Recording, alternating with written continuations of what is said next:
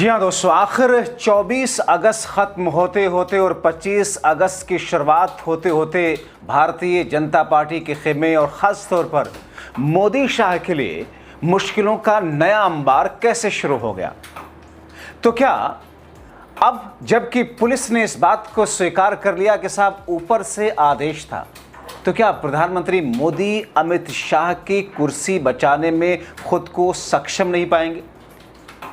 आखिर 5 सितंबर को दिल्ली में एक बार फिर से नए मार्च के बाद भारतीय जनता पार्टी की स्थिति क्या होगी और इस बार किस किस का इस्तीफा तय हो चुका है, विस्तार से दोस्तों आपको सब कुछ बताते हैं। अगले चंद मिनट मेरे साथ में ज़रूर रहें, क्योंकि ये खबर दरअसल कॉकरोच जनता पार्टी देश की जेनजी और मौजूदा वक्त की सरकार के बीच में सीधे सीधे टकराव का दूसरा स्टेज लेकर के आई, लेकिन इसमें महज धर्मेंद्र प्रधान तक ही कार्रवाई सीमित नहीं होने की है, इसमें कुछ बड़ा, बहुत बड़ा होने जा रहा है। स्वागत है आप सभी का। आप देख रहे हैं द राजनीति का विशेष सेगमेंट खबर और विश्लेषण। मैं हूं जब्बार खान। अब आप देखिए कि आखिर दिल्ली पुलिस ने छात्रों पर लाठीचार्ज, पैलेट गन, आंसू गैस, कील लगी लाठियों के बारे में कैसे सच को बोल लिया है सुप्रीम कोर्ट में। तो क्या अब शाह पर सुप्रीम कोर्ट की तगड़ी गाज गिरेगी? सवाल यही कि अपने चाणक्य को बचाएंगे कैसे साहब। दोस्तों, एक तरफ दिल्ली पुलिस ने सुप्रीम कोर्ट के अंदर ये बताया कि प्रदर्शनकारी छात्रों पर सादी वर्दी में पुलिस ने लाठियां चलाई थी, तो दूसरी तरफ जैसे ही राहुल गांधी को दिल्ली पुलिस ने पैलेट गन मामले में बताया कि हमें ऊपर से आदेश दिया गया था, बवाल खड़ा हो गया।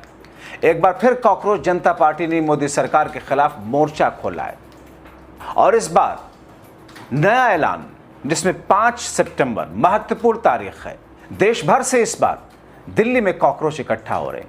आपको दोस्तों बताएंगे कैसे, मगर उससे पहले दिल्ली पुलिस ने कैसे अमित शाह को फंसा दिया और उसकी बात कर लेते हैं। दोस्तों, जब कॉकरोच जनता पार्टी ये आरोप लगा रही थी कि सादी वर्दी में पुलिस वालों ने छात्रों पर लाठियां चलाई हैं, तब भाजपा वाले और दिल्ली पुलिस इस पर बोलने से भाग रहे थे। मगर जब सुप्रीम कोर्ट के अंदर पुलिस घसीटी गई तो मजबूरन सच बताना पड़ा।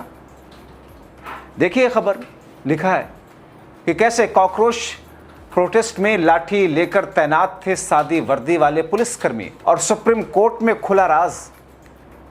एक और खबर देखिए, लिखा है कि सीजेपी प्रोटेस्ट में बिना वर्दी के लोगों को लाठियां मारने वाले कौन थे? दिल्ली पुलिस ने सुप्रीम कोर्ट को बता दिया सच।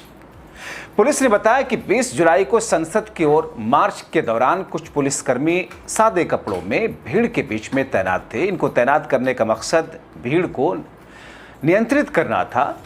पुलिस का कहना है कि ये कर्मचारी भीड़ में इसलिए शामिल थे कि इनकी पहचान आसानी से ना हो सके, आसानी से पहचाना ना जा सके।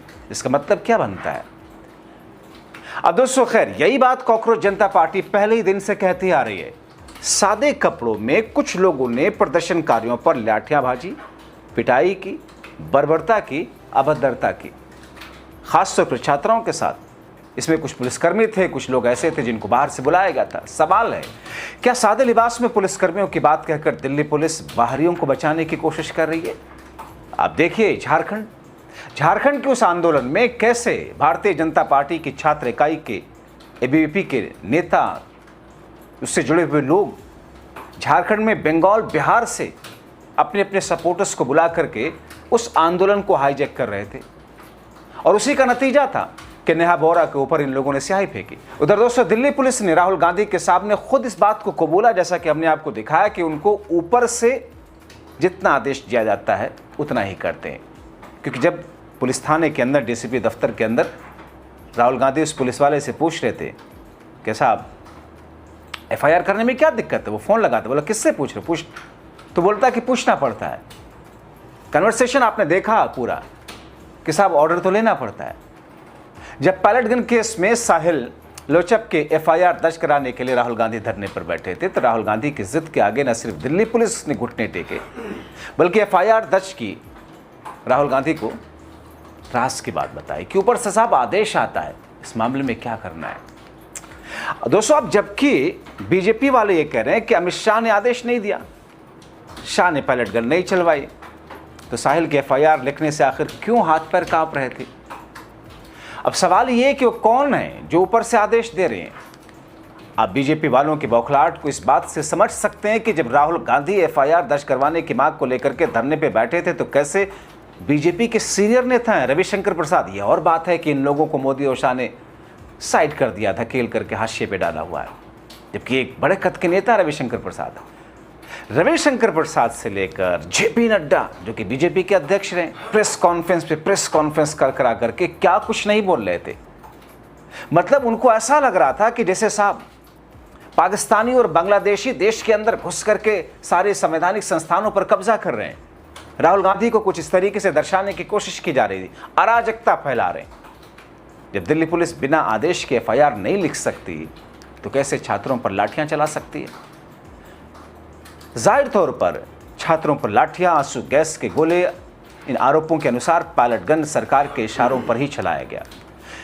अब एक तरफ इधर दिल्ली पुलिस ने सुप्रीम कोर्ट और राहुल गांधी के सामने सच उजागर किया, दूसरी तरफ कॉकरोच जनता पार्टी कह रही है कि मोदी सरकार ने उनके साथ धोखा और विश्वासघात किया, क्योंकि जो वादे थे, जिस बुनियाद पर सहमति बनी थी, पूरा बिल्कुल नहीं हुआ।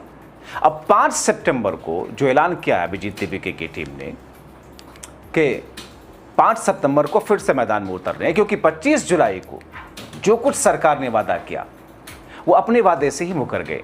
अब दोस्तों आप देखिए ना कि जिस तरीके से कॉकरोच जनता पार्टी, उनसे जुड़े हुए लोग और अभिजीत दीपिके की टीम ने सिर्फ 1-2 प्रदेश नहीं, पूरे देश के अलग अलग राज्यों में स्कूल ठीक करो अभियान चलाया हुआ है, उससे साफ है कि कॉकरोच जनता पार्टी पूरी तैयारी के साथ में आगे बढ़ रही है।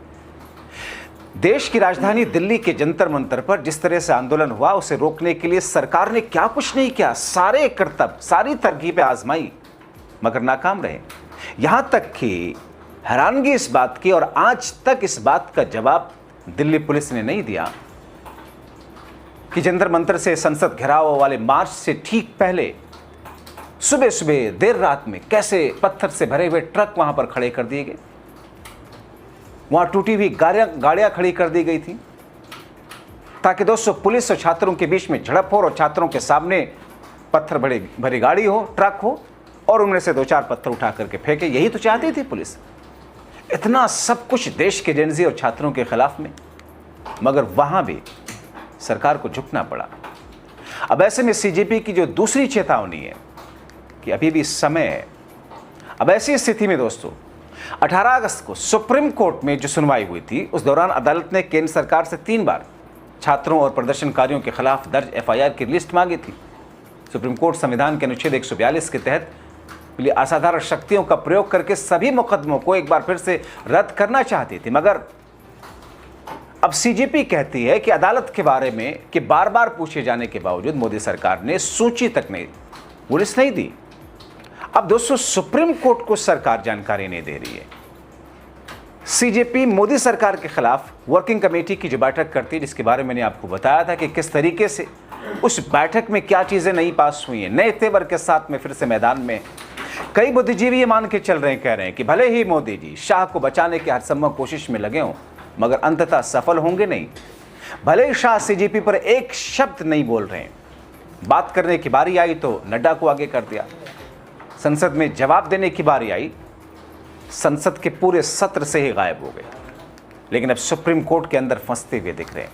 अब ऐसे में सीजेपी के ऐलान के बाद सबसे बड़ा बिंदु यही है कि इस बार सीजेपी सड़क पर जो उतर रही है उसके निशाने पर मुख्यतः अमित शाह होने जा रहे हैं, क्योंकि अभिजीत दीपिके पहले ही कह चुके हैं अगर अमित शाह ने पायलट गन और लाठीचार्ज का आदेश दिया तो उनको इस्तीफा देना ही होगा, और अगर नहीं दिया तब भी इस्तीफा देना होगा, क्योंकि गृह मंत्रालय की कमान तो उन्हीं के हाथ में है, दिल्ली पुलिस उन्हीं के हाथ में आती है, और मनमानी इतना तो पुलिस नहीं कर सकती कि अपने हिसाब से लाठीचार्ज, किल लगी लाठियां, या फिर चलिए मान लीजिए बल प्रयोग लाठीचार्ज तक ठीक है, आंसू गैस तक ठीक है, पायलट गन।